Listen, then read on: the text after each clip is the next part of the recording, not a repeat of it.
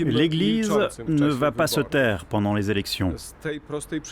La raison est simple, les élections, c'est la vie publique, et l'Église en fait partie.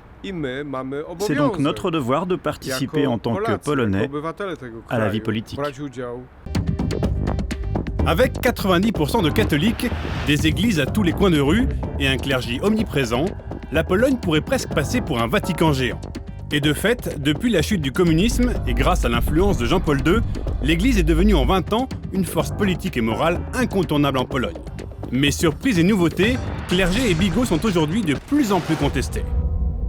L'homme qui symbolise cette contestation, c'est Janusz Palikot. Pour une journée sans l'Église, une journée sans l'Église. Ici, revêtu d'un béret de prêtre, c'est le roi de la provoque anticléricale. Godemiché et flingue à la main, tête de porc sur les plateaux télé, ce politicien hors norme est un industriel ayant fait fortune dans le business de la vodka. C'est un athée libéral du point de vue économique et des mœurs, un CV et un discours qui séduit de plus en plus de Polonais et en font le chouchou des médias. C'est un bon client pour vous, Janusz Palikot? Oui, un client idéal. Idéal. Ce soir, il est invité sur un plateau télé. C'est la dernière ligne droite avant les élections législatives du 9 octobre. Selon les sondages, il pourrait bientôt faire une entrée fracassante au Parlement. Vous êtes confiant? Oui, je vais entrer au Parlement avec 11% des voix. L'Église doit avoir peur. Oui, il va falloir que les évêques commencent à maigrir parce qu'après le 9 octobre, leur vie va se compliquer. Son credo, l'Église est trop riche, mais aussi trop influente. La semaine dernière, le numéro 2 des évêques polonais a cité la Bible pour encourager les fidèles à voter pour le parti proche de l'Église. C'est un geste que je n'accepte pas, ce n'est pas son rôle. Un ras-le-bol de l'omniprésence de l'Église désormais partagé par de nombreux Polonais. Avril 2010, le président Kaczynski et sa femme meurent dans un crash d'avion en Russie. La Pologne décrète un deuil national, l'occasion pour l'Église de montrer sa force. Les catholiques traditionnalistes érigent une croix de 3 mètres de haut devant la présidence et l'endroit devient un lieu de pèlerinage encouragé par l'Église. Très vite, les partisans de la laïcité s'organisent et demandent que la séparation de l'Église et de l'État soit respectée. Au plus fort de la contestation, 180 000 personnes manifestent contre l'implantation de la croix, du jamais vu en Pologne. La tension monte, la rue polonaise s'enflamme. Finalement, au bout de 5 mois, le gouvernement fait enlever la croix de force. Depuis, de plus en plus de voix demandent à l'Église de se retirer du jeu politique. À l'approche des élections, l'épiscopat est sur la défensive, mais n'a pas l'intention de baisser les armes. L'Église ne va pas se taire pendant les élections. La raison est simple, les élections, c'est la vie publique, et l'Église en fait partie. C'est donc notre devoir de participer en tant que Polonais à la vie politique. Puissante politiquement, l'Église est aussi puissante économiquement, et là encore, elle a du souci à se faire. Cracovie, au cœur de la Pologne croyante. C'est la ville de Jean-Paul II, pourtant même ici, la mairie n'a pas hésité à attaquer en justice l'Église. Elle l'accuse de vouloir trop percevoir de terres au titre des préjudices subis sous le pouvoir communiste. Ça n'a pas été une grande perte pour la ville. Mais ce terrain-là, si. L'Église a déjà vendu très cher ce terrain à un promoteur.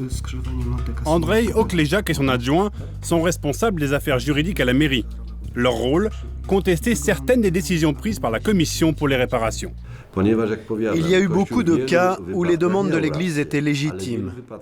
Il y en a aussi où elle a été trop gourmande et là on ne pouvait pas ne pas contester ses revendications.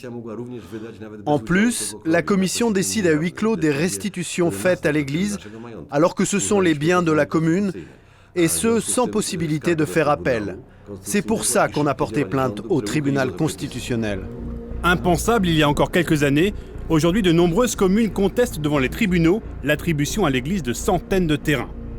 Sale temps pour l'Église, d'autant que même les symboles les plus forts ont du plomb dans l'aile. Nous sommes au centre Jean-Paul II à la sortie de Cracovie. Ce qui devait être le phare de la chrétienté en Europe souffre aujourd'hui d'un manque de financement criant.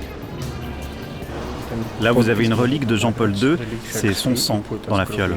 Et en dessous, c'est son tombeau. Ici, on fait tout pour convaincre la presse que tout va bien.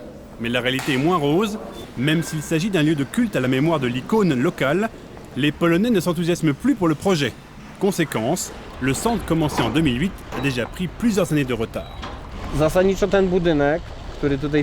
En principe, ce bâtiment doit être terminé dans 3 semaines. Mais bon, vous pouvez le constater,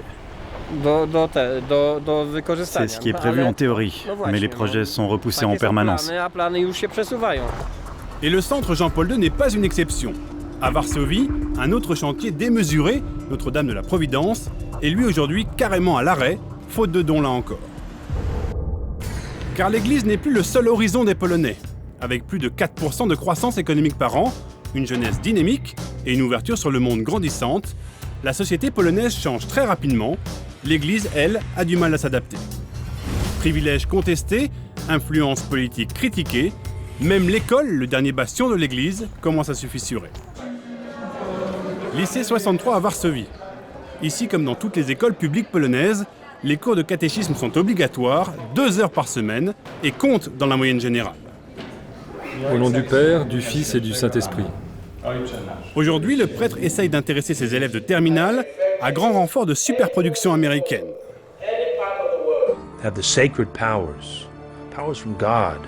Dans ce film, les prêtres sont montrés comme des super-héros modernes, mais les élèves restent dubitatifs.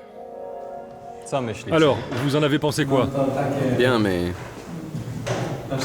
c'est quand même pas très réaliste. Dans la salle d'à côté, les élèves suivent le cours d'éthique à la place du catéchisme, une option proposée depuis peu par quelques établissements pionniers. Je vous ai apporté un journal où il y a un article qui a suscité beaucoup de polémiques. Au menu aujourd'hui, la controverse autour d'un chanteur ayant déchiré en public une Bible lors d'un concert. Là encore, on parle de religion, mais aussi de liberté d'expression. Moi, j'en avais ras-le-bol d'entendre tout le temps la même chose. À l'école primaire, puis au collège et au lycée. J'ai eu tellement de cours de religion que j'ai voulu venir ici, au cours d'éthique. Ça change. Au cours de religion, on ne parle que de l'Église, de la prière, du pape. Ici, au moins, on peut discuter de choses beaucoup plus larges et surtout plus actuelles. En Pologne, la société bouge à vitesse grand V. Et même si on ne peut pas encore parler de crise de foi dans un pays qui reste très catholique, le divorce entre l'Église et une partie toujours plus importante de la population semble bien désormais consommé.